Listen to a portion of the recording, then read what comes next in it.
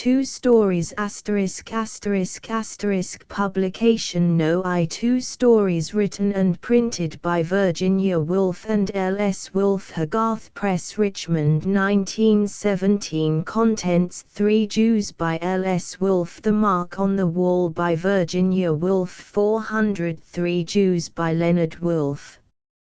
It was a Sunday and the first day of spring, the first day on which one felt at any rate spring in the air.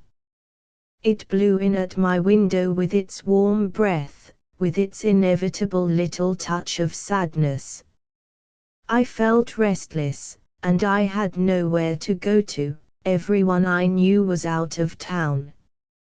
I looked out of my window at the black trees breaking into bud, the tulips and the hyacinths that even London could not rob of their reds and blues and yellows, the delicate spring sunshine on the asphalt, and the pale blue sky that the chimney pots broke into.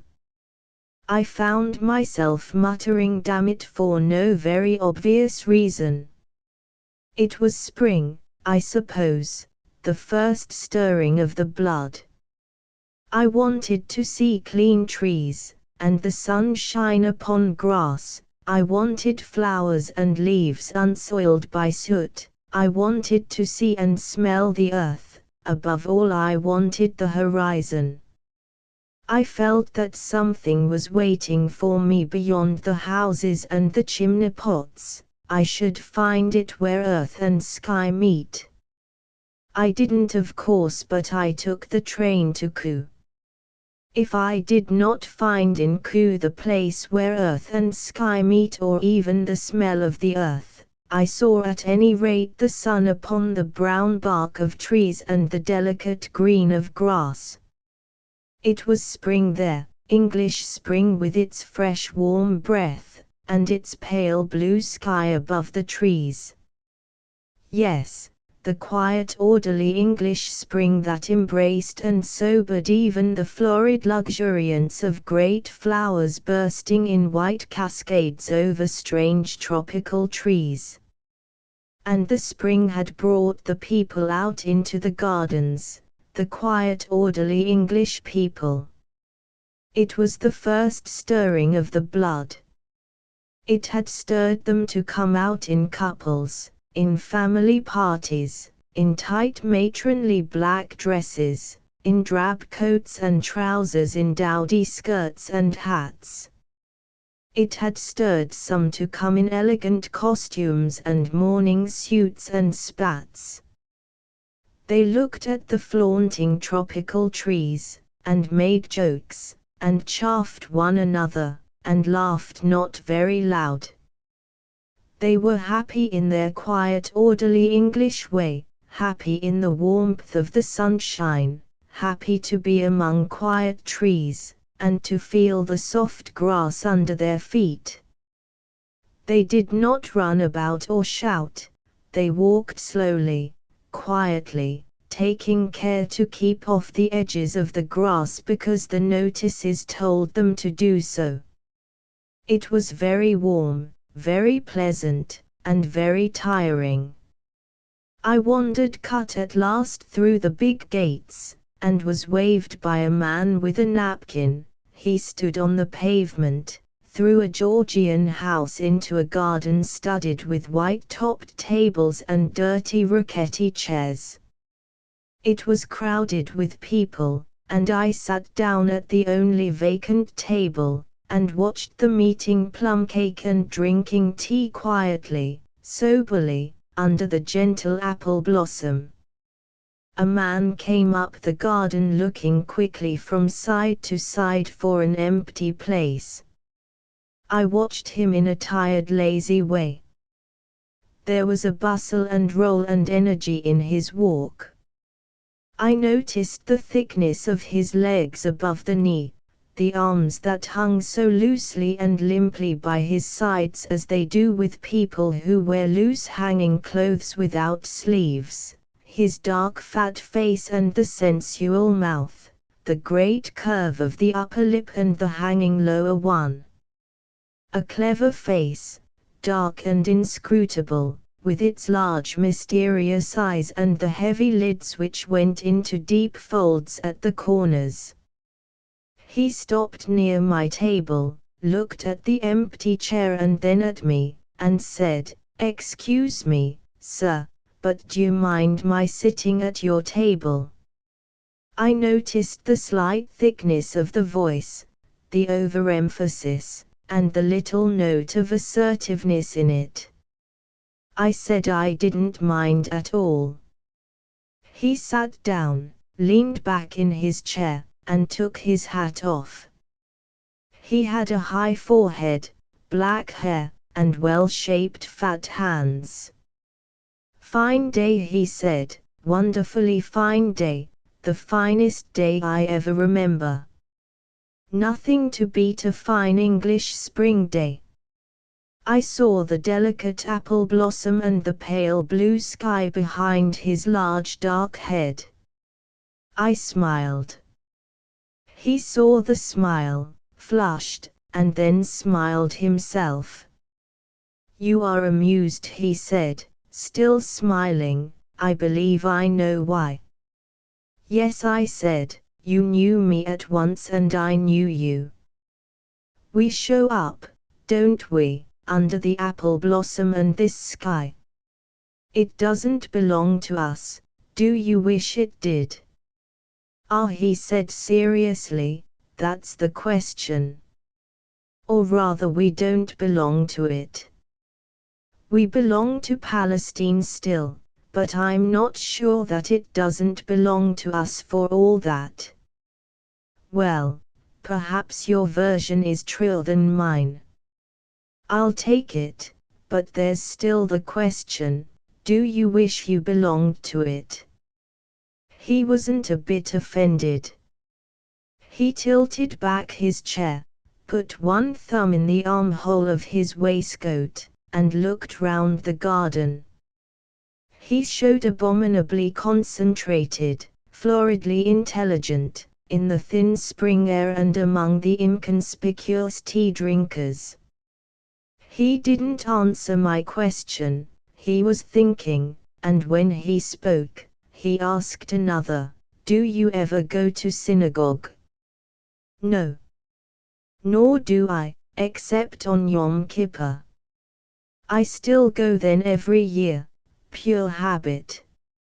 I don't believe in it, of course. I believe in nothing, you believe in nothing, we're all skeptics.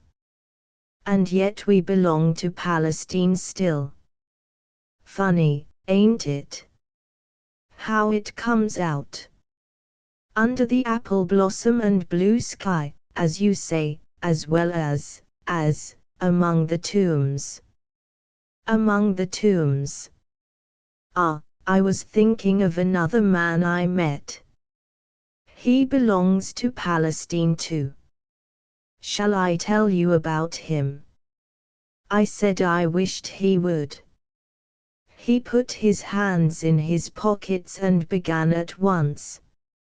Asterisk asterisk asterisk asterisk asterisk asterisk asterisk asterisk asterisk. "The first time I saw him, I remember the day well as yesterday. There was no apple blossom then, a November day, cold, bitter cold, the coldest day I remember. It was the anniversary of my poor wife's death. She was my first wife, Rebecca. She made me a good wife, I tell you, we were very happy." He took out a white silk pocket handkerchief, opened it with something of a flourish, and blew his nose long and loudly. Then he continued, "I buried her at the cemetery in K. Road. You know it." "What?" "No. You must know it, the big cemetery near the hospital. You know the hospital at any rate. Well, you turn down by it coming from the station, take the first turning to the right and the second to the left, and there you are. It's a big cemetery, very big, almost as big as Golders Green, and they keep the gardens very nicely. Well, my poor wife lies there, my first wife. I've married again, you see, and she's living and well, thank God, and I went on the first anniversary to visit the grave and put flowers on it. There you are now. There's another curious thing. I often wonder why we do it. It's not as if it did anyone any good. I don't believe in immortality, nor do you, nor do any of us. But I go and put flowers on her grave, though it won't do her any good, poor soul. It's sentiment, I suppose. No one can say we Jews haven't got that, and family affection. They're among our very strongest characteristics. Yes, they don't like us. He looked round at the quiet tea drinkers. We're too clever perhaps, too sharp, too go ahead. Nous, that's what we've got, nous, and they don't like it, eh? But they can't deny us our other virtues, sentiment and family affection. Now look at the Titanic disaster. Who was it refused to get into the boats, unless her husband went too? Who met death hand in hand with him? A Jewess. There you are. Her children rise up and call her blessed, her husband also, and he praiseth her. I put that verse from Proverbs on my poor wife's tombstone. I remember standing in front of it, and reading it over and over again that day, the day I'm talking about. My dear sir, I felt utterly wretched, standing there in that cold wet cemetery, with all those white tombstones round me and a damp yellow November fog. I put some beautiful white flowers on her grave. The cemetery keeper had given me some glass gallipots to stand the flowers in, and, as I left, I thought I would give him a shilling. He was standing near the gates. By Jove! You couldn't mistake him for anything but a Jew. His arms hung down from his shoulders in that curious, loose, limp way, you know it. It makes the clothes look as if they didn't belong to the man who is wearing them. Clever, cunning grey eyes, gold pince-nez, and a nose. By Jove, sir, one of the best, one of those noses, white and shiny, which, when you look at it full face, seems almost flat on the face, but immensely broad, curving down, like a broad highroad from between the bushy eyebrows down over the lips. And side face, it was colossal, it stood out like an elephant's trunk with its florid curves and scrolls. I was, as I say, utterly wretched. I wanted someone to talk to, and though I didn't expect to get much comfort out of a cemetery keeper, I said by way of conversation, as I gave him a shilling, "You keep these gardens very nicely." He looked at me over the gold rims of his glasses. "We do our best. I haven't been here long, you know, but I do my best.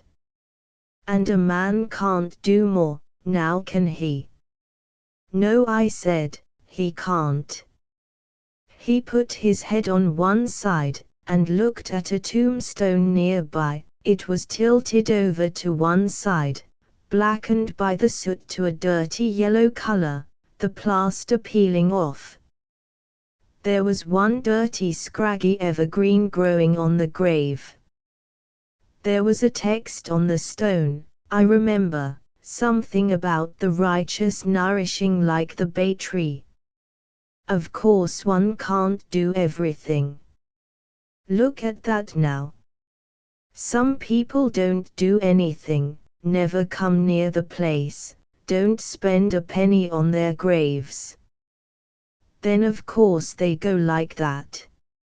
It will get worse and worse, for we only bury reserves here now. Sometimes it ain't anyone's fault, families die out, the graves are forgotten. It don't look nice, but well, I say, what does it matter after all? When I'm dead, they may chuck me on the dunghill, for all I care. He looked down his nose at the rows and rows of dirty white gravestones, which were under his charge, critically, with an air of hostility, as if they had done him some wrong. You don't perhaps believe in a life after death? I said. He pushed his hands well down into the pockets of his long overcoat, hugged himself together, and looked up at the yellow sky and dirty yellow houses, looming over the cemetery. No, I don't, he said with conviction. It ain't likely. Nobody knows anything about it. It ain't likely, is it? No, but what about the Bible? His cold grey eyes looked at me steadily over the gold pince-nez. I'm not sure there's much in the Bible about it, eh? And one can't believe everything in the Bible. There's the Almighty, of course. Well, who can say? He may exist, he may not, I say I don't know. But a life hereafter, I don't believe in it. One don't have to believe everything now, it was different when I was young. You had to believe everything then, you had to believe everything they told you in school. Now you may think for yourself. And mind you, it don't do to think too much. If you think too much about those things, you go mad, raving mad. What I say is, lead a pure clean life here, and you'll get your reward here. I've seen it in my own case. I wasn't always in a job like this. I had a business once, things went wrong through no fault of mine, and I lost everything sold up except an old wooden bed. Ah, those were hard times, I can tell you. Then I got offered this job. It ain't very good, but I thought to myself, well, there'll be a comfortable home for my wife and my 2 boys as long as I live. I've tried to live a clean life, and I shall have better times now, eh? I thought of my own wife and my motherless children, my sadness increased. And I thought of our race, its traditions and its faith, how they are vanishing in the life that surrounds us. The old spirit, the old faith, they had kept alive hot and vigorous, for how many centuries, when we were spat upon, outcasts. But now they are cold and feeble, vanishing in the universal disbelief. I looked at the man under the shadow of the dirty yellow London fog and the squalid yellow London houses. This man, I thought to myself, a mere keeper of graves, is touched by it as much as I am. He isn't a Jew now any more than I am. We're Jews only externally now, in our black hair and our large noses, in the way we stand and the way we walk. But inside we're Jews no longer. Even he doesn't believe, the keeper of Jewish graves. The old spirit, the ancient faith has gone out of him. I was wrong, I know now, and I'll tell you how I came to see it. The spirit's still there all right, it comes out under the apple blossom, and it came out among the tombs too. The next time I saw him was another November day, a London day, oh Lord, his nose showed in it very white and florid under the straight houses and the chimney-pots and the heavy, melancholy dripping sky. I had married in the meantime, and my wife, like the good soul that she is, had come with me to put flowers on my poor Rebecca's grave. Another anniversary, you see. Yes, I was happy, I don't mind telling you so, even at my poor Rebecca's graveside. He was standing there in the same place, in a black top hat and a great black overcoat, looking at the tombstones over the top of his gold-rimmed glasses. All the cares of the world seemed to be weighing down his sloping shoulders. "Good day," he said to me, just touching the brim of his hat. "Well," I said, "and how's the world going with you?" He fixed me with his hard grey eyes that had a look of pain in them, and said in a tone which had neither reverence nor irony in it, nor indeed any feeling at all, "The Lord gave and the Lord hath taken away, blessed be the name of the Lord. I buried my poor wife last Thursday." There was an awkward silence. "I'm very sorry to hear that," I said, "very sorry." "Yes," he said, "the righteous flourish like the bay tree, they tell us that, you see it there on the tombstone." He put his head on one side and stared at it. "Well," he said, and I noticed for the first time the thick Jewish speech, "Well, it's there, so I suppose it's true, ain't it? But it's difficult to see, why no always. I've often said the only thing we can do is to lead a clean life here, a pure life, and we'll get our reward. But mine seems to be pretty long in coming," he sighed. "Yes, pretty long, I tell you. I had hard times before, we both of us did, my poor wife and I. And then at last I got this job. I thought she was going to have a happy, peaceful life at last. Nothing very grand in pay, but enough to keep us and the 2 boys. And a nice enough house for her. And then as soon as we come here she takes ill and dies, poor soul." He wiped his eyes. "I don't know why I should call her poor soul. She's at rest anyway. And she made me the very best wife a man could have." He put his hands well down in the pockets of his overcoat, drew his arms to his sides so that he looked like a great black bird folding its wings round itself, and rocked himself backwards and forwards, first on his toes and then on his heels, looking up at me sideways with wrinkled forehead. "Well," he said, "I've got my 2 boys. I wish you could see 'em. Fine young fellows. One earning 30 a week, though he's only 18. He'll do well, I tell you, all right up here." He tapped his forehead. "And the other, though I'm his father I'm not afraid to tell anyone, he's a genius, he draws beautiful, and paints too, real artistic pictures.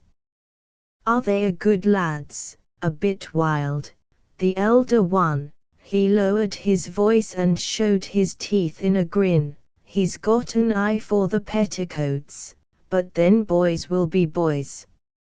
I dare say I was the same myself. I didn't altogether like the grin, with my wife standing there, so I gave him a shilling and went. I've seen him once more. The day came round again, and I took my boy this time, dear little chap, to see his mother's grave. And Fanny came too. She's a mother to those motherless children. There he was standing in the same place, in his top hat and seedy black coat. I saw at once that things were not right with him.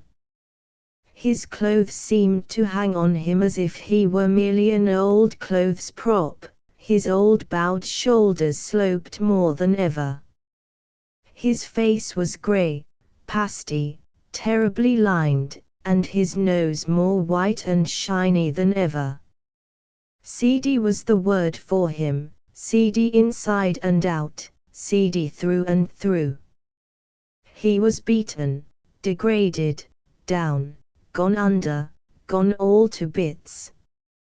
And yet somehow he looked as if that was just what hadn't happened. He hadn't gone all to bits. There was something in him that still stood up and held him together, something like a rock which, beaten and buffeted, still held out indomitable. "Well, and how are you?" I asked. "Poorly," he said in a flat voice, "poorly. I'm not what I was." "Nothing serious, I hope?" "Well, I'm not on my back yet." "And the boys?" "They're still doing well, I hope?" A sort of rigidity came over him. He eyed me furtively and yet sternly. "Boys? I've only one boy." "I'm sorry, very sorry to—" No, it's not what you think, not that. I've had trouble, but not that. That eldest boy of mine, he's no longer my son. I have done with him. I have only one son now." There was nothing dejected, nothing humble in him now. He seemed to draw himself together, to become taller. A stiff-necked race, I thought. "If you ask me how many sons I've got, I say only one, only one. That fellow isn't my son at all. I had a servant girl here working in my house, a Christian serving girl, and he married her behind my back. He asks me to sit down to meet with a girl, a Christian girl, who worked in my house. I can't do it.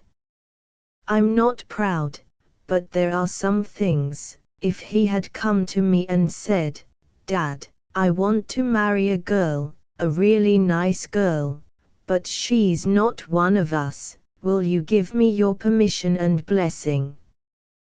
Well, I don't believe in it. Our women are as good, better than Christian women. Aren't they as beautiful, as clever, as good wives? I know my poor mother, God rest her soul, used to say, 'My son,' she said, 'if you come to me and say you want to marry a good girl, a Jewess, I don't care whether she hasn't a chemise to her back, I'll welcome her. But if you marry a Christian, if she's as rich as Solomon, I've done with you. Don't you ever dare to come into my house again.' Well, I don't go as far as that, though I understand it. Times change. I might have received his wife, even though she was a goy. But a servant girl who washed my dishes, I couldn't do it. One must have some dignity." He stood there upright, stern, noble, a battered, scarred old rock, but immovable under his seedy black coat. I couldn't offer him a shilling. I shook his hand, and left him brooding over his son and his graves. 400 The Mark on the Wall by Virginia Woolf. Perhaps it was the middle of January in the present year that I first looked up and saw the mark on the wall. In order to fix a date, it is necessary to remember what one saw. So now I think of the fire, the steady film of yellow light upon the page of my book, the 3 chrysanthemums in the round glass bowl on the mantelpiece. Yes, it must have been the winter time, and we had just finished our tea, for I remember that I was smoking a cigarette when I looked up and saw the mark on the wall for the first time. I looked up through the smoke of my cigarette, and my eye lodged for a moment upon the burning coals, and that old fancy of the crimson flag flapping from the castle tower came into my mind, and I thought of the cavalcade of red knights riding up the side of the Black Rock.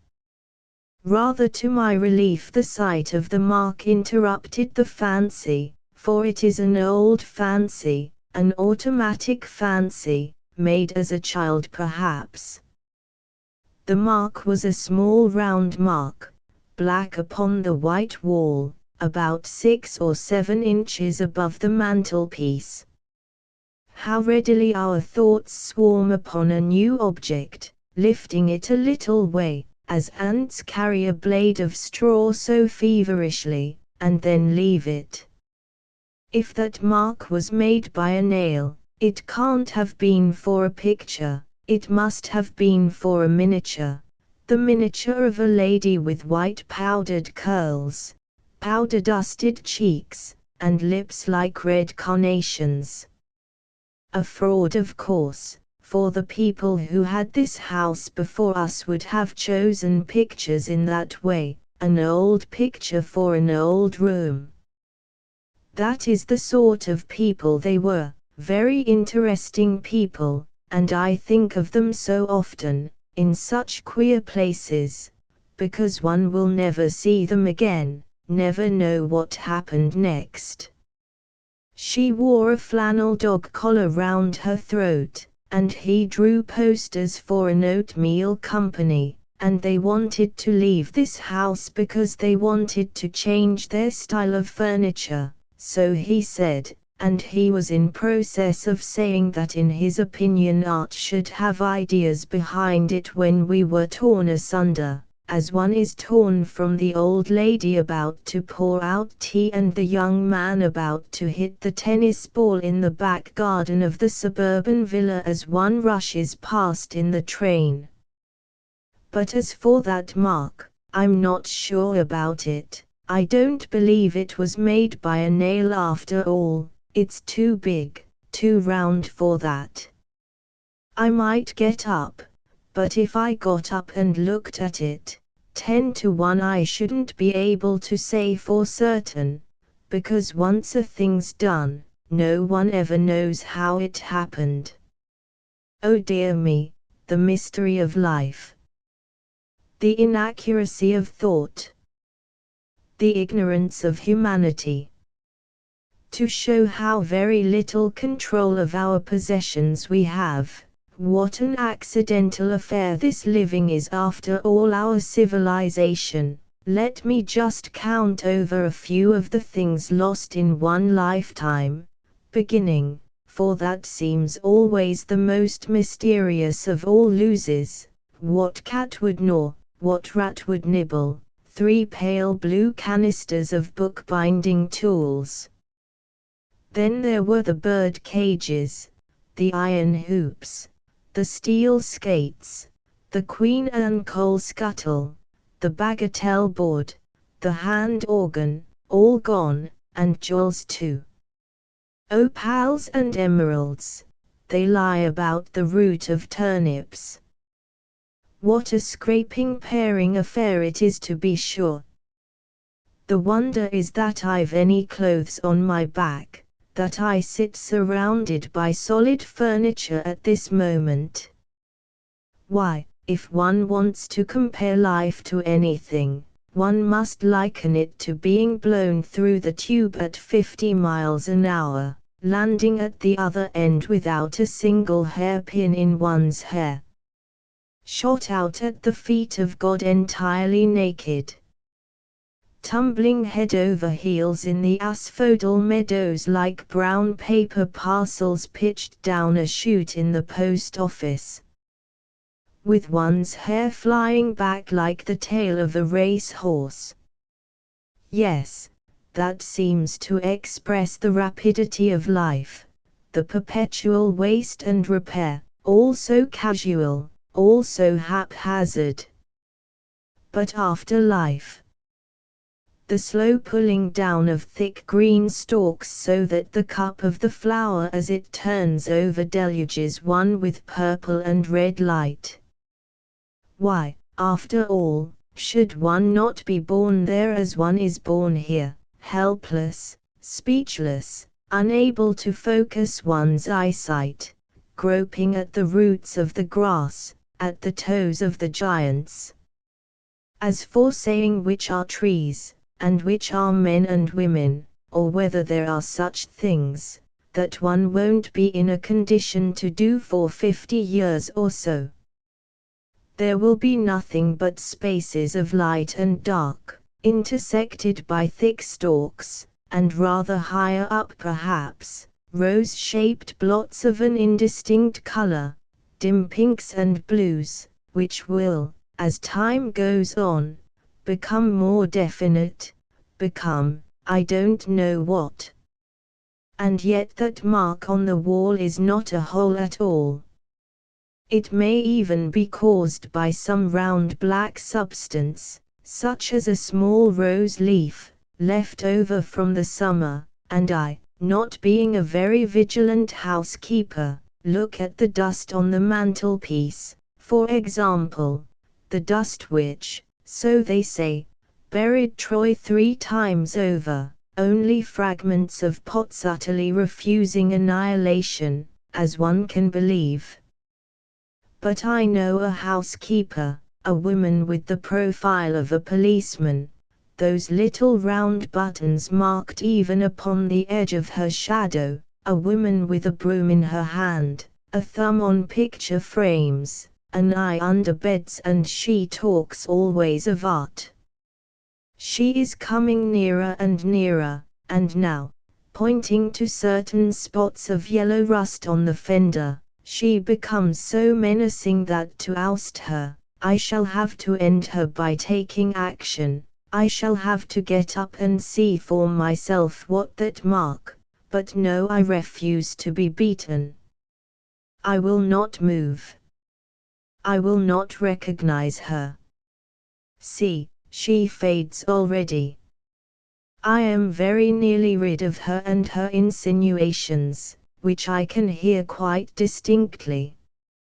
Yet she has about her the pathos of all people who wish to compromise. And why should I resent the fact that she has a few books in her house, a picture or two? But what I really resent is that she resents me, life being an affair of attack and defense after all. Another time I will have it out with her, not now. She must go now. The tree outside the window taps very gently on the pane. I want to think quietly, calmly, spaciously, never to be interrupted, never to have to rise from my chair, to slip easily from one thing to another, without any sense of hostility or obstacle. I want to sink deeper and deeper, away from the surface, with its hard separate facts. To steady myself, let me catch hold of the first idea that passes. Shakespeare. Well, he will do as well as another. A man who sat himself solidly in an armchair, and looked into the fire, so, a shower of ideas fell perpetually from some very high heaven down through his mind. He leant his forehead on his hand, and people looking in through the open door, for this scene is supposed to take place on a summer's evening, But how dull this is, this historical fiction. It doesn't interest me at all.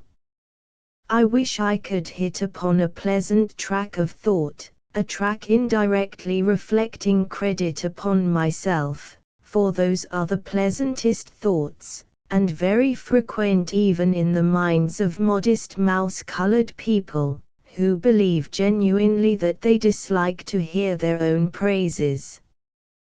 They are not thoughts directly praising oneself, that is the beauty of them, they are thoughts like this. And then I came into the room. They were discussing botany. I said how I'd seen a flower growing on a dust heap on the site of an old house in Kingsway. The seed, I said, must have been sown in the reign of Charles I. What flowers grew in the reign of Charles I? I asked, but I don't remember the answer. Tall flowers with purple tassels to them perhaps. And so it goes on.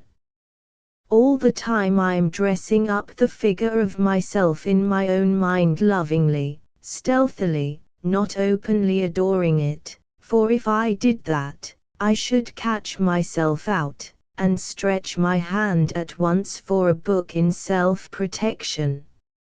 Indeed, it is curious how instinctively one protects the image of oneself from idolatry or any other handling that could make it ridiculous, or too unlike the original to be believed in any longer. Or is it not so very curious after all? It is a matter of great importance. Suppose the looking-glass smashes, the image disappears, and the romantic figure with the green of forest depths all about it is there no longer, but only that shell of a person which is seen by other people. What an airless, shallow, bald, prominent world it becomes. A world not to be lived in. As we face each other in omnibuses and underground railways, we are looking into the mirror that accounts for the expression in our vague and almost glassy eyes. And the novelists in future will realize more and more the importance of these reflections, for of course there is not one reflection but an almost infinite number. Those are the depths they will explore, those the phantoms they will pursue, leaving the description of reality more and more out of their stories, taking a knowledge of it for granted, as the Greeks did and Shakespeare perhaps, but these generalizations are very worthless. The military sound of the word is enough. It recalls leading articles, cabinet ministers, a whole class of things indeed which as a child one thought the thing itself, the standard thing, the real thing, from which one could not depart save at the risk of nameless damnation. Generalizations bring back somehow Sunday in London, Sunday afternoon walks, Sunday luncheons, and also ways of speaking of the dead, clothes and habits, like the habit of sitting all together in one room until a certain hour, although nobody liked it. There was a rule for everything. The rule for tablecloths at that particular period was that they should be made of tapestry with little yellow compartments marked upon them, such as you may see in photographs of the carpets in the corridors of the royal palaces. Tablecloths of a different kind were not real tablecloths. How shocking and yet how wonderful it was to discover that these real things, Sunday luncheons, Sunday walks, country houses, and tablecloths were not entirely real, were indeed half phantoms, and the damnation which visited the disbeliever in them was only a sense of illegitimate freedom. What now takes the place of those things, I wonder, those real standard things? Men perhaps, should you be a woman, the masculine point of view which governs our lives, which sets the standard, which establishes Whitaker's table of precedency, which has become, I suppose, since the war half a phantom to many men and women, which soon one may hope will be laughed into the dustbin where the phantoms go, the mahogany sideboards and Landseer prints, gods and devils, hell and so forth, leaving us all with an intoxicating sense of illegitimate freedom, if freedom exists. In certain lights, that mark on the wall seems actually to project from the wall. Nor is it entirely circular.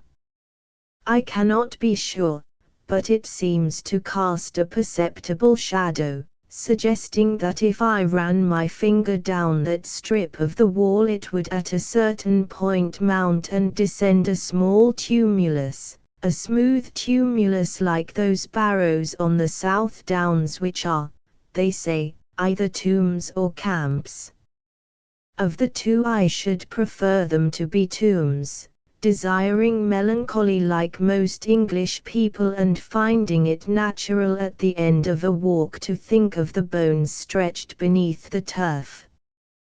There must be some book about it. Some antiquary must have dug up those bones and given them a name. What sort of man is an antiquary, I wonder? Retired colonels for the most part, I dare say, leading parties of aged labourers to the top here, examining clods of earth and stone, and getting into correspondence with the neighbouring clergy, which being opened at breakfast time gives them a feeling of importance, and the comparison of arrowheads necessitates cross-country journeys to the county towns, an agreeable necessity both to them and to their elderly wives, who wish to make plum jam, or to clean out the study, and have every reason for keeping that great question of the camp or the tomb in perpetual suspension, while the colonel himself feels agreeably philosophic in accumulating evidence on both sides of the question. It is true that he does finally incline to believe in the camp, and, being opposed, casts all his arrowheads into one scale, and being still further opposed, indites a pamphlet which he is about to read at the quarterly meeting of the local society when a stroke lays him low, and his last conscious thoughts are not of wire or child, but of the camp and that arrowhead there which is now in the case at the local museum, together with the hand of a Chinese murderess, a handful of Elizabethan nails, a great many Tudor clay pipes, a piece of Roman pottery, and the wine glass that Nelson drank out of, proving I really don't know what. No, nothing is proved, nothing is known.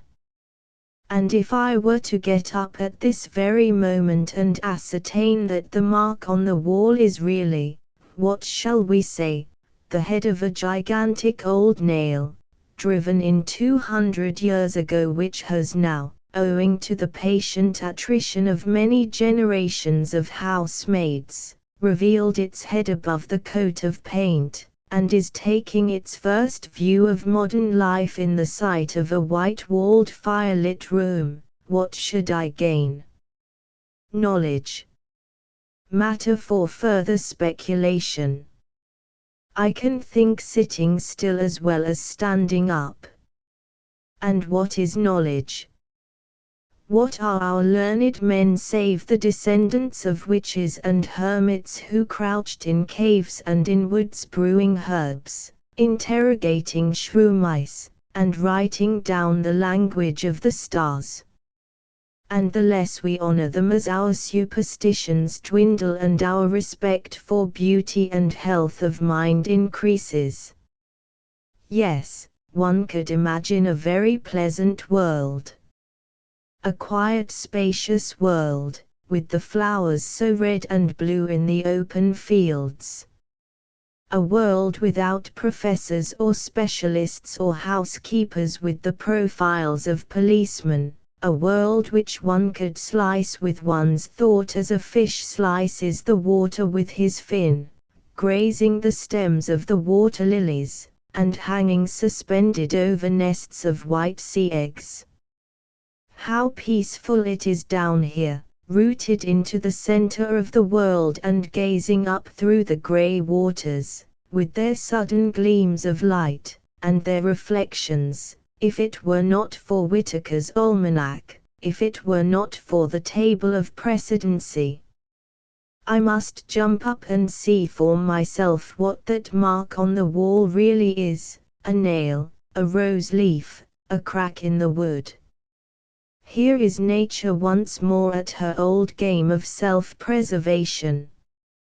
This train of thought, she perceives, is threatening mere waste of energy, even some collision with reality, for who will ever be able to lift a finger against Whitaker's table of precedency? The Archbishop of Canterbury is followed by the Lord High Chancellor.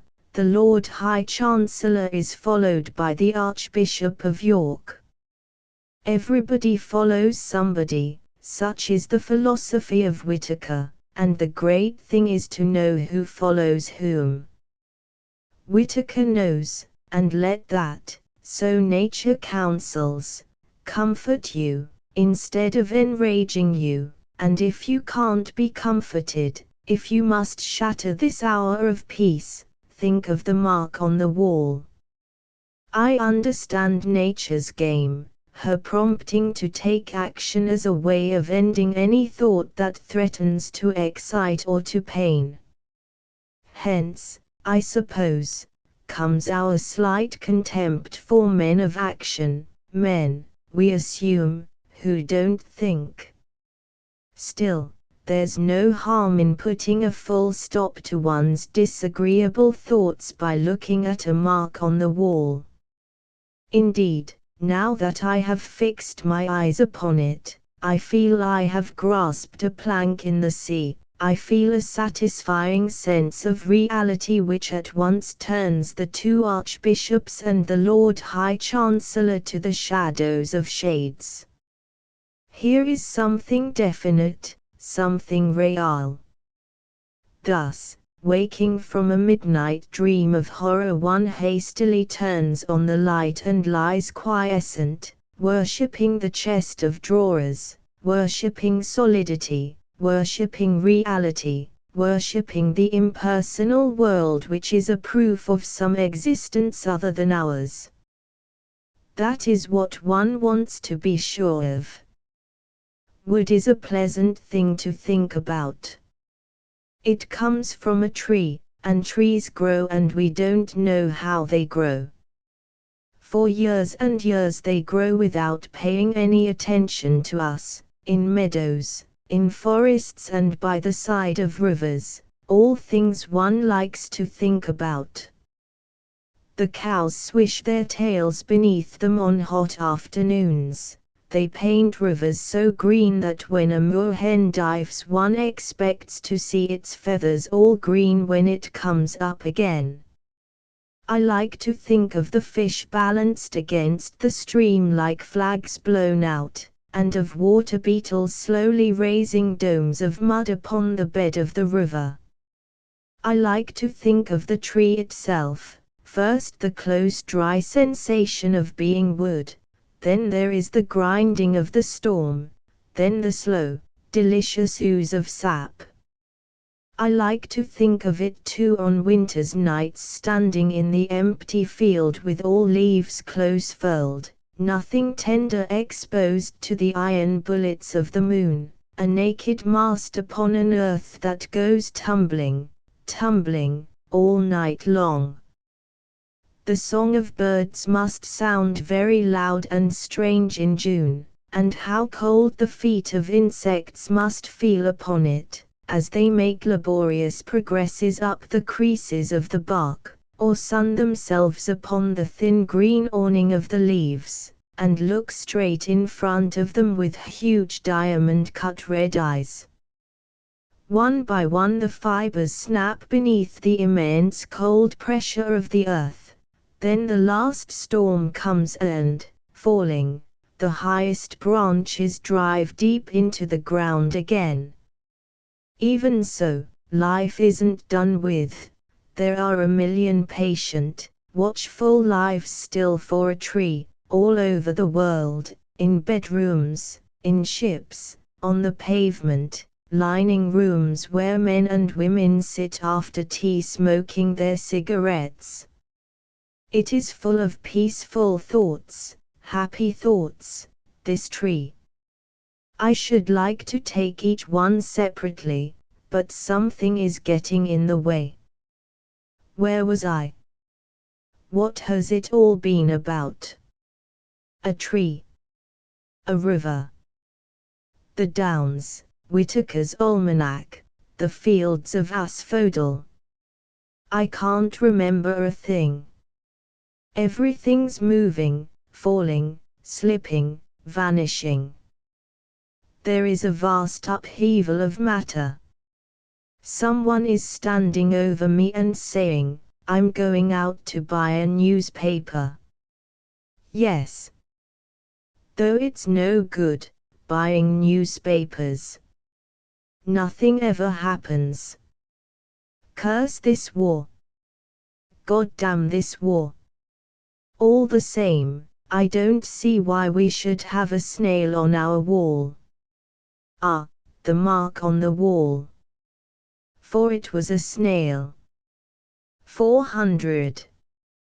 ***** End of the Project Gutenberg ebook 2 stories *****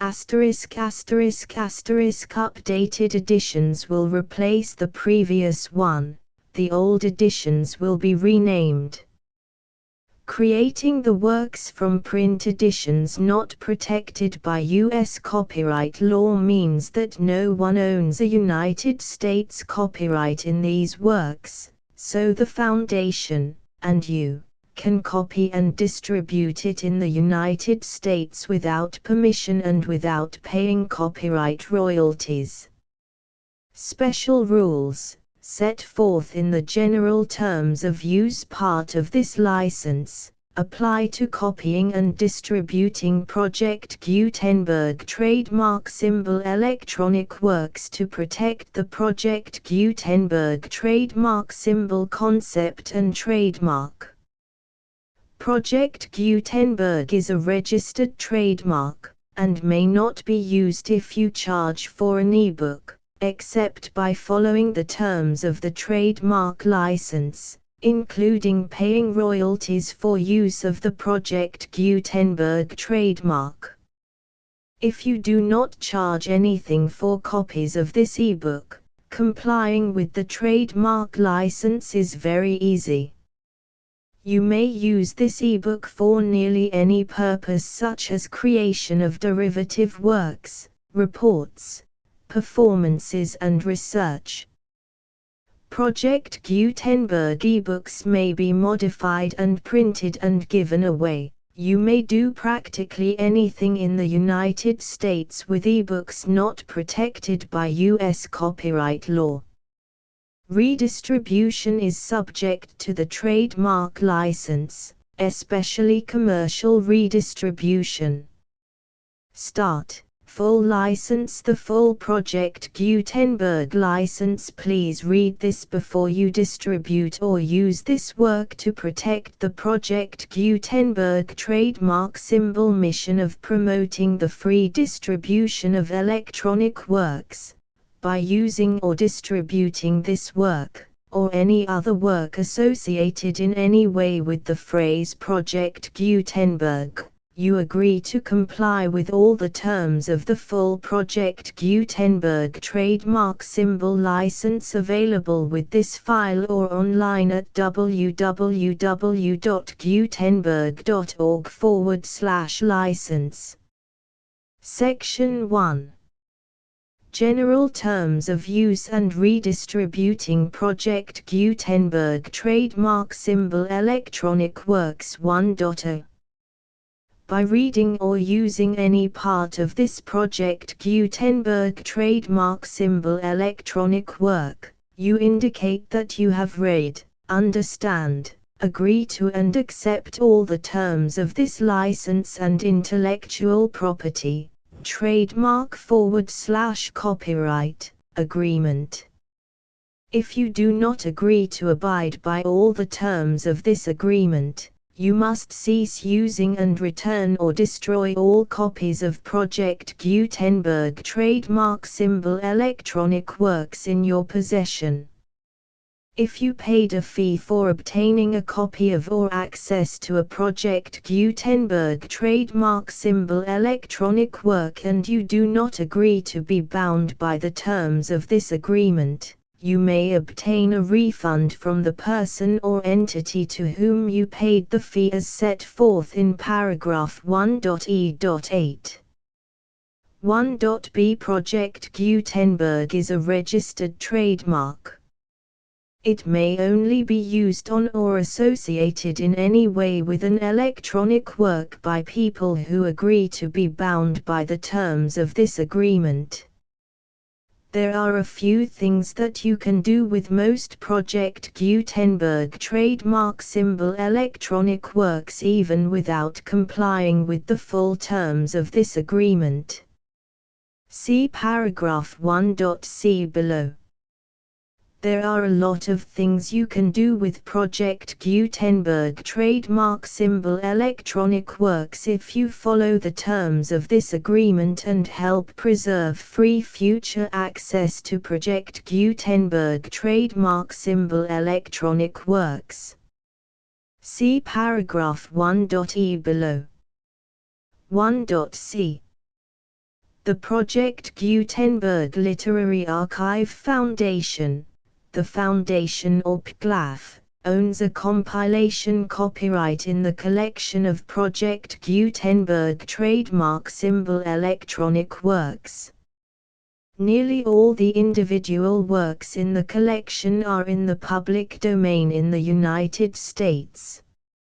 If an individual work is unprotected by copyright law in the United States and you are located in the United States, we do not claim a right to prevent you from copying, distributing, performing, displaying or creating derivative works based on the work as long as all references to Project Gutenberg are removed. Of course, we hope that you will support the Project Gutenberg trademark symbol mission of promoting free access to electronic works by freely sharing Project Gutenberg trademark symbol works in compliance with the terms of this agreement for keeping the Project Gutenberg trademark symbol name associated with the work. You can easily comply with the terms of this agreement by keeping this work in the same format with its attached full Project Gutenberg trademark symbol license when you share it without charge with others. 1.d. The copyright laws of the place where you are located also govern what you can do with this work. Copyright laws in most countries are in a constant state of change. If you are outside the United States, check the laws of your country in addition to the terms of this agreement before downloading, copying, displaying, performing, distributing or creating derivative works based on this work or any other Project Gutenberg trademark symbol work. The Foundation makes no representations concerning the copyright status of any work in any country other than the United States. 1.e Unless you have removed all references to Project Gutenberg, 1.e.1.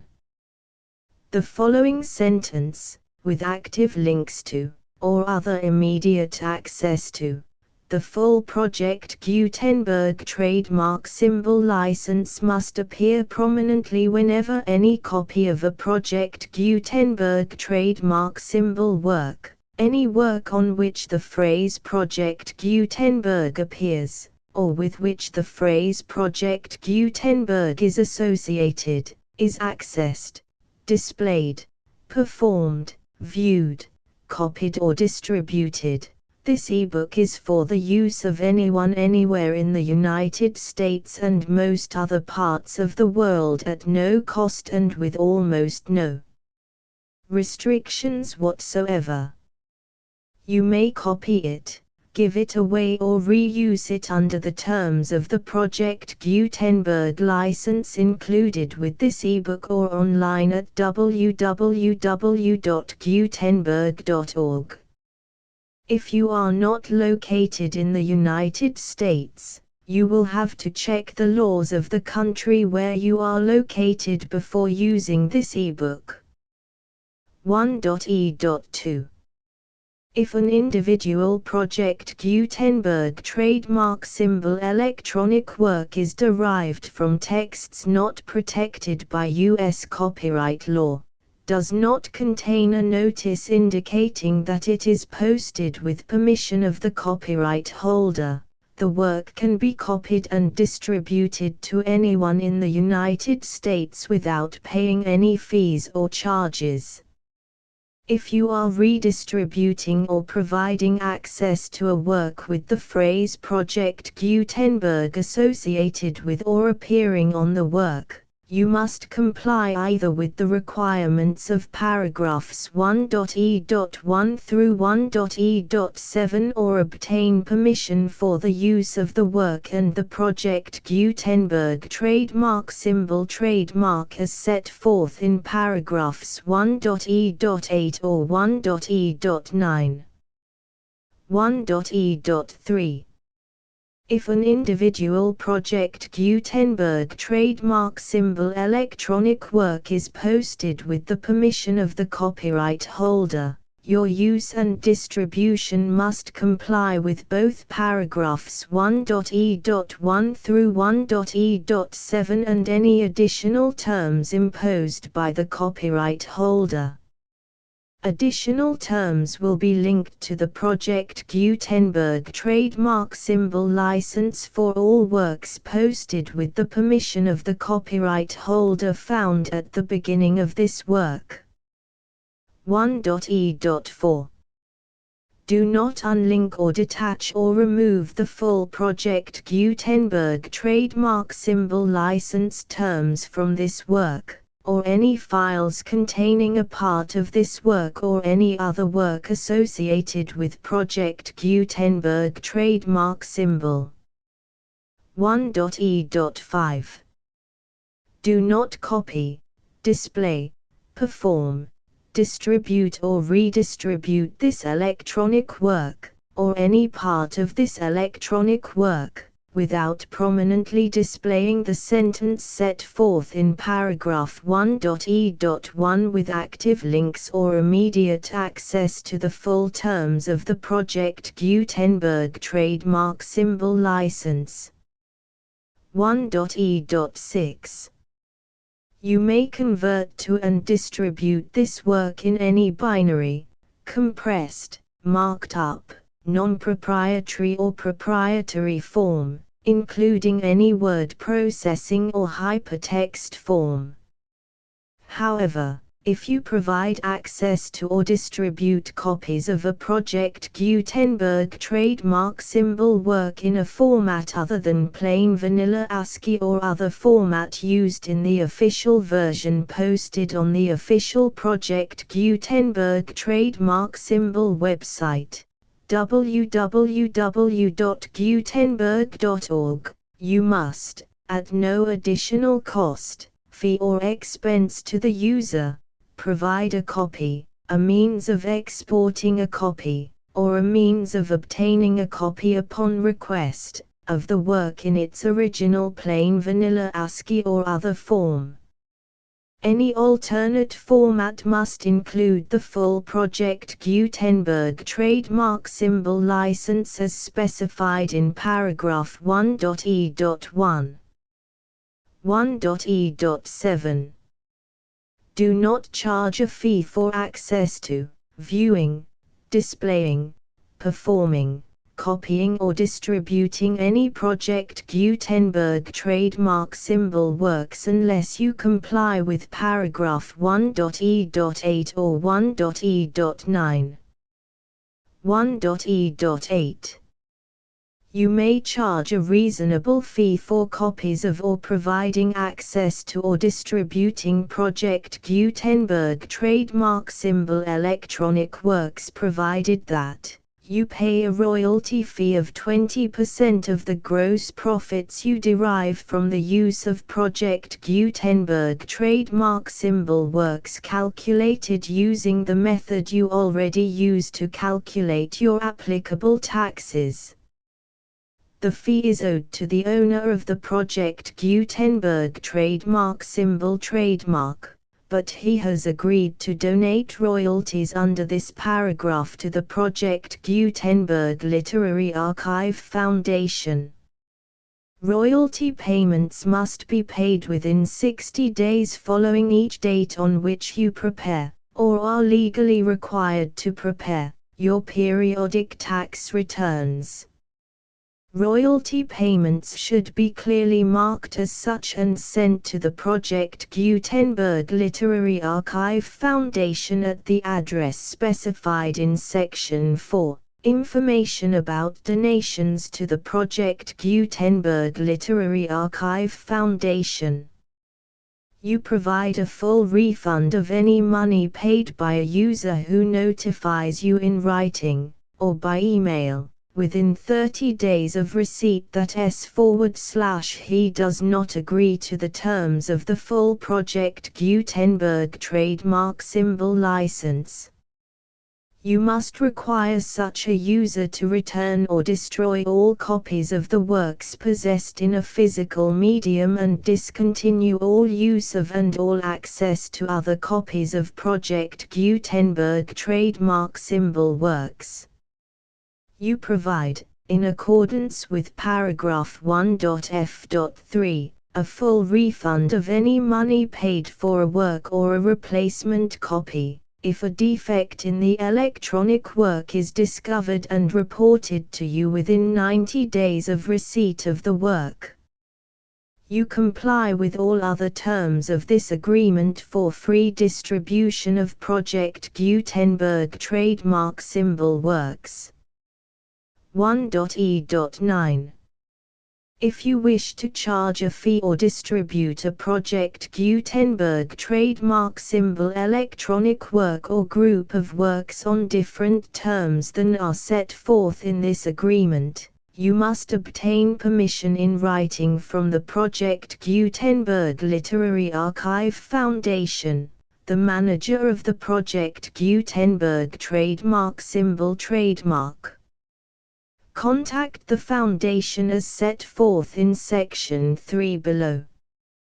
1.f1.f.1. Project Gutenberg volunteers and employees expend considerable effort to identify, do copyright research on, transcribe and proofread works not protected by U.S. copyright law in creating the Project Gutenberg trademark symbol collection. Despite these efforts, Project Gutenberg trademark symbol electronic works, and the medium on which they may be stored, may contain defects such as, but not limited to, incomplete, inaccurate or corrupt data, transcription errors, a copyright or other intellectual property infringement, a defective or damaged disk or other medium, a computer virus, or computer codes that damage or cannot be read by your equipment. 1.f.2. Limited warranty, disclaimer of damages. except for the right of replacement or refund described in paragraph 1.f.3. The Project Gutenberg Literary Archive Foundation, the owner of the Project Gutenberg trademark symbol trademark, and any other party distributing a Project Gutenberg trademark symbol electronic work under this agreement, disclaim all liability to you for damages, costs and expenses, including legal fees. You agree that you have no remedies for negligence, strict liability, breach of warranty or breach of contract except those provided in paragraph 1.f.3. You agree that the Foundation, the trademark owner, and any distributor under this agreement will not be liable to you for actual, direct, indirect, consequential, punitive or incidental damages even if you give notice of the possibility of such damage. 1.f.3. Limited right of replacement or refund. If you discover a defect in this electronic work within 90 days of receiving it, you can receive a refund of the money, if any, you paid for it by sending a written explanation to the person you received the work from. If you received the work on a physical medium, you must return the medium with your written explanation. The person or entity that provided you with the defective work may elect to provide a replacement copy in lieu of a refund. If you received the work electronically, the person or entity providing it to you may choose to give you a second opportunity to receive the work electronically in lieu of a refund. If the second copy is also defective, you may demand a refund in writing without further opportunities to fix the problem. 1.f.4. Except for the limited right of replacement or refund set forth in paragraph 1.f.3, this work is provided to you as is, with no other warranties of any kind, express or implied, including but not limited to warranties of merchantability or fitness for any purpose. 1.f.5. Some states do not allow disclaimers of certain implied warranties or the exclusion or limitation of certain types of damages. If any disclaimer or limitation set forth in this agreement violates the law of the state applicable to this agreement, the agreement shall be interpreted to make the maximum disclaimer or limitation permitted by the applicable state law. The invalidity or unenforceability of any provision of this agreement shall not void the remaining provisions. 1.f.6. Indemnity. You agree to indemnify and hold the Foundation, the trademark owner, any agent or employee of the Foundation, anyone providing copies of Project Gutenberg trademark symbol electronic works in accordance with this agreement, and any volunteers associated with the production, promotion and distribution of Project Gutenberg trademark symbol electronic works, harmless from all liability, costs and expenses, including legal fees, that arise directly or indirectly from any of the following which you do or cause to occur. A. Distribution of this or any Project Gutenberg trademark symbol work. B. Alteration, modification, or additions or deletions to any Project Gutenberg trademark symbol work, and c. Any defect you cause. Section 2. Information about the mission of Project Gutenberg trademark symbol. Project Gutenberg trademark symbol is synonymous with the free distribution of electronic works in formats readable by the widest variety of computers, including obsolete, old, middle-aged and new computers. It exists because of the efforts of hundreds of volunteers and donations from people in all walks of life.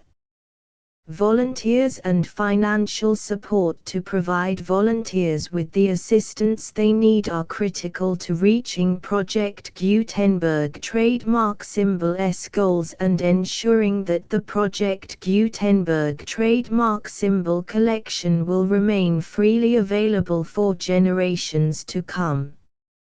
In 2001, the Project Gutenberg Literary Archive Foundation was created to provide a secure and permanent future for Project Gutenberg trademark symbol and future generations. To learn more about the Project Gutenberg Literary Archive Foundation and how your efforts and donations can help, see sections 3 and 4 and the Foundation information page at www.gutenberg.org. Section 3. Information about the Project Gutenberg Literary Archive Foundation. The Project Gutenberg Literary Archive Foundation is a non-profit 501(c)(3) educational corporation organized under the laws of the state of Mississippi and granted tax-exempt status by the Internal Revenue Service. The Foundation's IN or Federal Tax Identification Number is 64-6221541.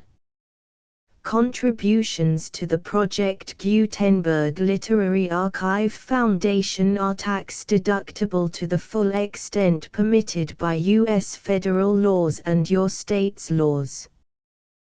The Foundation's business office is located at 809 North 1500 West, Salt Lake City, UT 84116, 801-596-1887. Email contact links and up-to-date contact information can be found at the Foundation's website and official page at www.gutenberg.org/contact section 4. Information about donations to the Project Gutenberg Literary Archive Foundation. Project Gutenberg trademark symbol depends upon and cannot survive without widespread public support and donations to carry out its mission of increasing the number of public domain and licensed works that can be freely distributed in machine-readable form accessible by the widest array of equipment, including outdated equipment. Many small donations, $1 to $5,000, are particularly important to maintaining tax-exempt status with the IRS. The Foundation is committed to complying with the laws regulating charities and charitable donations in all 50 states of the United States. Compliance requirements are not uniform and it takes a considerable effort, much paperwork and many fees to meet and keep up with these requirements. We do not solicit donations in locations where we have not received written confirmation of compliance. To send donations or determine the status of compliance for any particular state, visit www.gutenberg.org/donate. While we cannot and do not solicit contributions from states where we have not met the solicitation requirements, We know of no prohibition against accepting unsolicited donations from donors in such states who approach us with offers to donate. International donations are gratefully accepted, but we cannot make any statements concerning tax treatment of donations received from outside the United States. U.S. laws alone swamp our small staff. Please check the Project Gutenberg web pages for current donation methods and addresses. Donations are accepted in a number of other ways, including checks, online payments, and credit card donations.